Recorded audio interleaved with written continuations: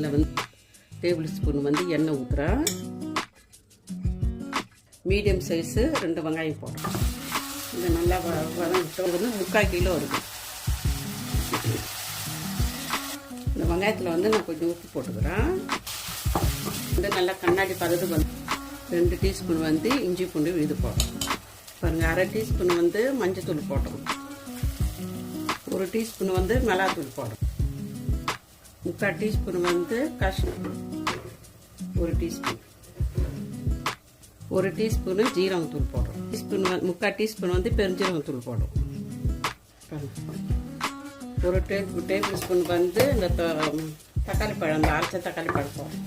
விநாயகர் ஊற்றுறேன். அப்போ தான் இது நல்லா இருக்கும். டிக்காவை போடுறோம். மிளகுத்தூள் போடுறோம். கருவேப்பிலை 2 கொத்தமல்லி கீரை போடுறோம். டிக்கா வந்து ரெடி ஆயிடுச்சு.